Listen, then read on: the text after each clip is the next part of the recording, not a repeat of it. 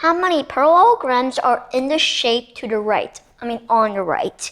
Now, before we just write down 16 and then move on, we have to know that there's way more than 16 parallelograms because, well, the whole thing is a parallelogram. And I also got this little 2x1, 1x4, and then I have a whole bunch of others. I got 2x3 over here. So, way more than 16, okay? Got that? More than 16. So, now that we know that's true, we also need to know that's we got to approach this way more organized. We're not gonna just count these up one by one. We know that we're gonna be counting the same thing over and over and over again, and we'll miscount some of the parallelograms. So the way we're gonna stay organized is by using a little casework. So first I'm gonna have one by one little parallelograms. That's just these units. And I got 1x2, these things, and I got 1x3, 1x4. After we took care of the ones, we take care of the twos. Look at the twos, I should say.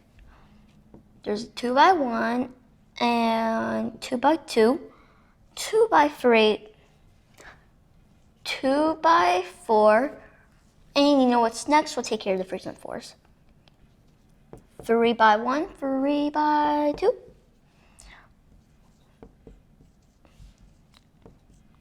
3x3 and the 3x4. Lastly, we have 4. You know that one come up. 4x1, 4x2, 4 times 3, and finally 4x4. Okay, so now let's go for our cases and add up the number of ways we got in each case. Now note that we won't have to divide by 2 because we counted the 1x3 and the 3x1 as different things. Because the 1x3 is just kind of like this vertical-ish kind of little parallelogram, but a 3x1 is more like this kind, so we don't have to divide or anything. So we didn't miscount or overcount. Well, 1x1 we already counted that. That's 16 unit parallelograms. 1x2 we can also handle that. There's 1, 2, 3 of these little things in each row. Well, there's 4 rows, so we got 3 times 4, which is 12 of these little parallelograms. And 1x3, we can basically use the same thing too. We got 1, 2 of these 1x3s in each column, and I got 4 columns. That's 2 times 4, 8. 1x4, that's pretty easy. Each one of these columns is 1x4. That's 4 columns, 4 of these. And 2x1 is this kind. I got 3 of these in each row. There's 4 rows. That's 3 times 4, which is 12. Also, note that we can do this easier by saying 1x2 has to be the same as 2x1 because each one of these little parallelograms that take up 2 units, half of them are going to be vertical, half of them are going to be horizontal.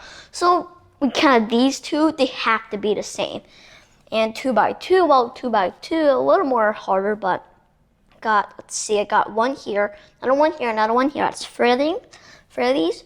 4, 5, 6, 7, 8, 9. We got 9 of these. And let's see, 2x3. 2x3, well, there's 1, 2, 3, 4, 5, 6. 2 times 3, 6 of these. 2x4, well, that's even easier. You know that that's just 1, 2, 3 of these. Let's see, 3x1, 1x3, we already counted that. That has to be 8 as well. Same as 1x3. 3x2 is same as 2x3. 2x3 is 6, so does 3x2. It also has to equal 6. Now 3x3, we didn't yet count that, but it's also pretty easy to count. We got one of these little 3x3s for each corner. There's 4 corners, meaning that there are 4 3x3s. 3x4, that's this. Well, there's a 3x4 for every half of the quadrilateral. That gives us 2 of these. Now 1x4, 4x1, we already counted that, that's 4. 2x4, down that, 4x2. Well, 2x4 is 3, so that's 4x2. That's another 3. 4x3 equal to 3x4, that's 2 again. And 4x4, that's pretty easy. Well, 4 by 2, 4 by 4, just the whole thing. That includes everything, but we gotta count that as well. Okay, running a little out of space. Okay, now for the arithmetic. So let's see. First, I can get 16 and 4. That'll be a 20.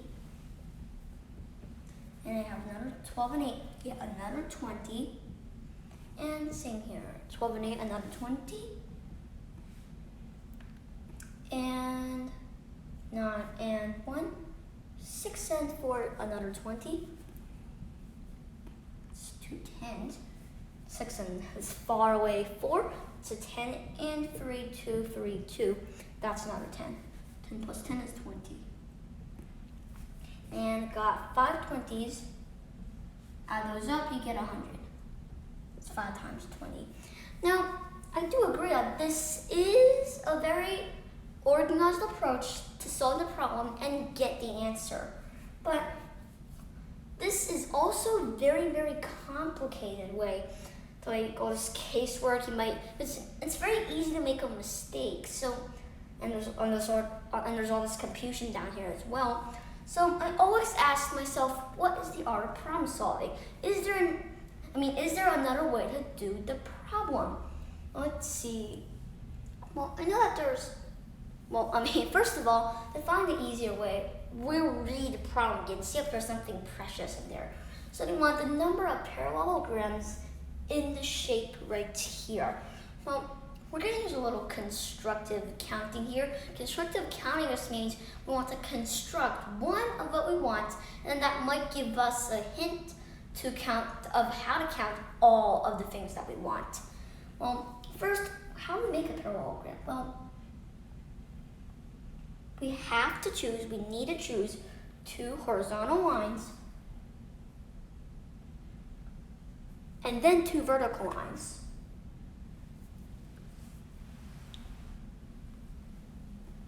We're here to make a parallelogram. So all we really need to count is the number of ways we can choose 2 of these horizontal lines and then choose 2 of these vertical lines. Well, let's see. First erase this 4. Now, also, note I said choose. After I said to choose, you're probably getting yourself ready for little combinations. And just like, this is no difference to combinations. Combinations and this type of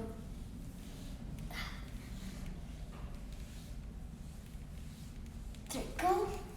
Counting combinations and counting the number of parallelograms in this shape, they're really no difference. So, say I have these 5 lines, I need to choose 2 of them. 5 ways, right up a little bit. That's okay. 5 ways to choose my first line, but since I already chose one line, there's only 4 left to choose my other line. But we got to divide by 2 because choosing this line and then this line is the same thing as choosing this line and then this line. So I got to divide by 2 to correct for overcounting. And we basically have the same drill over here. I got 1, 2, 3, 4, 5 ways to choose the first line. And I got 4 more lines left for my second line. And again, we divide by 2 for overcounting, to correct for overcounting, that is. Just take this. Well, we know 5 times 4 is 20, divide that by 2, and get 10. And we're just multiplying by the same thing here. We just square that, and we get 100. That is all there is to it. And this doesn't just work with this kind of parallelogram, where our number of horizontal lines is the same as the number of vertical lines. So, say I have this parallelogram, one that looks like this. Take this, separate it like that. Now, what do we do here? Well, we just same thing. We just have 1, 2, 3, 4 ways to choose the first line, 3 ways to choose the second horizontal line. And again, we divide by 2 for overcounting. Correction for overcounting. And just multiply by, let's see, there's 1, 2, 3, 4, 5, 6, 7 ways to choose our first vertical line. And then there's 6 ways to choose our second vertical line. And then again, we divide by 2 to correct for overcounting. Well, 4 times 3 is 12. Divide by 2, you get 6. And 7 times 6 is 42. Divide by 2, you get 21. You probably noticed, use a little distributive property. 6 times 20 is 120. 6 times 1 is 6. You add 120 and 6, you get 126. So there's 126 parallelograms in this parallelogram.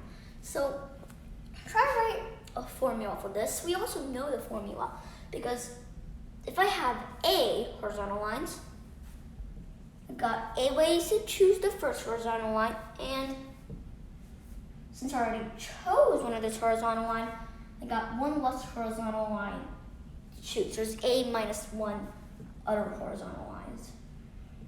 And we divide by 2 to correct for overcounting. And for our vertical lines, we choose B for vertical. Well, again, there's B ways to choose our first vertical line, and since I already chose one of those vertical lines, I have B minus 1 ways to choose my second vertical line. And again, I divide by 2 to correct for overcounting. So this is our formula for finding any number of parallelograms in this parallelogram shape. So after we look at this really hard, like know this kind of formula, try making your own complicated parallelogram finding and then solve them on your own.